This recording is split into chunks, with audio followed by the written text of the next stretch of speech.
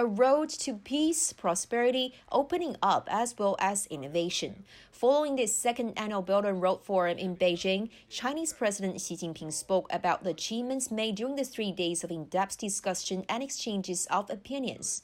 More than 5 years since it was first proposed, the Belt and Road Initiative has grown into one of the most promising platforms for international cooperation with solid progress and shifting focus on high-quality development. At this time, 40 heads of states and international organizations are making joint efforts to bring the initiative to a higher level of quality and sustainability.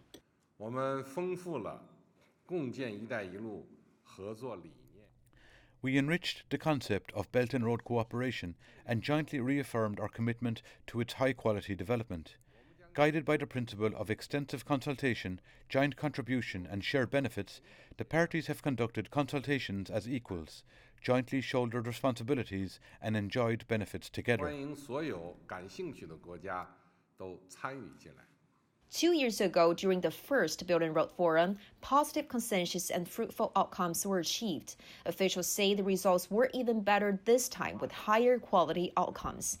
A full range of 283 outcomes were reached, including both governmental cooperation agreements and initiatives, as well as concrete cooperation projects involving participation of the business sector. Moreover, a massive number of business contracts were signed at the forum. 论坛期间 举行的企业家大会 A great many business representatives participated in the CEO conference. They signed project cooperation agreements worth over $64 billion. All of this shows that Belt and Road cooperation is in sync with the times, widely supported, people-centred and beneficial to all. Meanwhile, a joint communique was also released by which countries reaffirmed that strengthening multilateralism remains essential in addressing global challenges.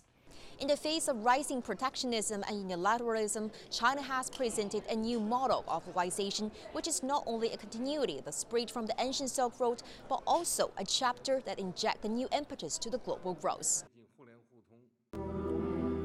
Before we start touring of this vegetable garden, how many kinds of vegetable have you ever eaten? Have you ever imagined seeing 130 of them gathering together? 在长达半年的时间内。 In the coming 6 months, we'll display vegetables by seasons. We want to display the beauty of vegetables to let people experience the development of vegetable technology. Welcome to the pepper factory. Peppers were first used as ornament plants in China. They do look good. Different shapes, different colors. But here, this factory is displaying how people are growing peppers in a modern way. This non-soil cultivation method is a modern mode of factory-style vegetable production. Compared with traditional soil planting, these tomatoes can have 5 times as much output with greater control over quality. These soil cultured tomatoes are said to be very safe to eat and ready to eat anytime.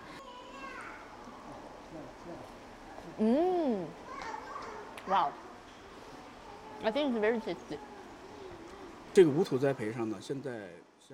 It has proven to be safe in many countries. We are cycling the nutrition liquid without discharge to the outside world. We reduced the usage of pesticides by over 50%. Many companies in Beijing are trying this production mode. These products have already entered the Beijing market.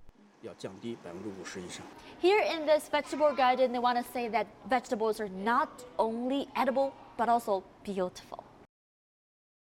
WikiLeaks co-founder Julian Assange was sentenced to 50 weeks in jail in London on Wednesday for breaching bail conditions. It's been 7 years since Assange breached a British court order and took refuge at the Ecuadorian embassy in London. Assange sought asylum at the Ecuadorian embassy in June 2012 to avoid extradition to Sweden, where he was wanted for questioning over rape and sexual assault allegations. He was arrested by British police last month after Ecuador withdrew his asylum status.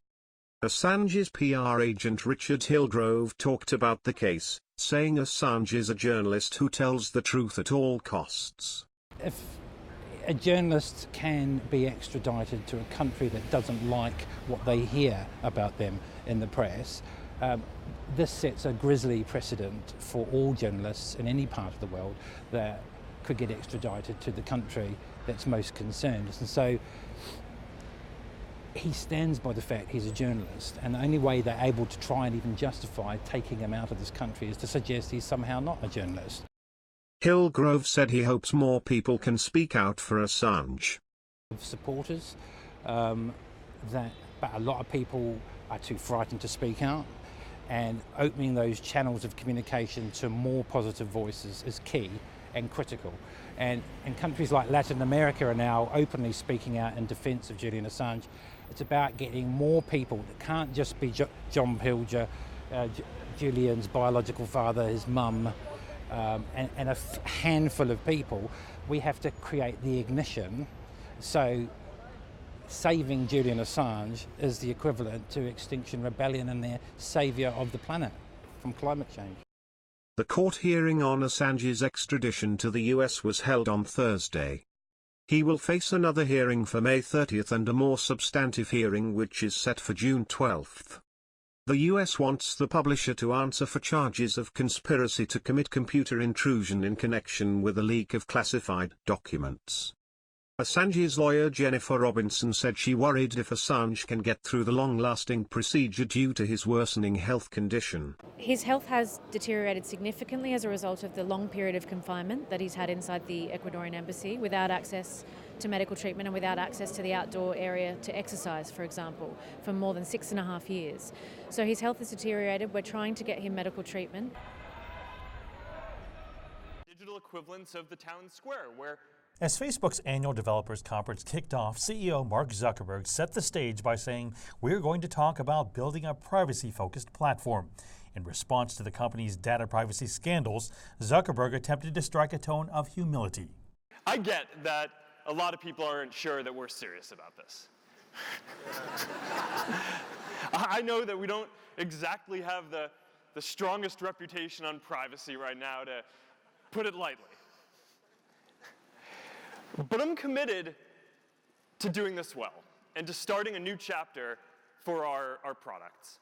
Zuckerberg laid out some of the core principles in his privacy vision: end-to-end encryption, secure data storage, and reducing the permanency of messages, so what you say on social media won't come back to haunt you later. It's no surprise that the fastest ways that we're all communicating online are private messaging, in small groups, and in stories. As the world gets bigger and more connected, we need that sense of intimacy more than ever. So that's why I believe that the future is private. As Facebook rolled out a redesigned look called FB5, Zuckerberg admitted that if it were a few years ago, they probably would have rolled it out and just figured out how to adapt to problems as they arose. But now his company is taking a more open and consultative approach. That means consulting with experts, law enforcement, and governments to make sure they implement the proper safety features. Facebook revealed it is making a deeper push into payments and shopping through its Messenger app and its popular Instagram app, looking to emulate what WeChat has done in China. New shopping features will allow Instagram influencers to feature products on their photos that can be bought by followers with just a few clicks. Other new features will challenge Zuckerberg's commitment to privacy. The company announced Facebook Dating, which seeks to help people that have never met before find romance. Facebook will also offer a new feature called Secret Crush. Users can select friends they are secretly interested in. If those friends feel the same way, Secret Crush will reveal the match.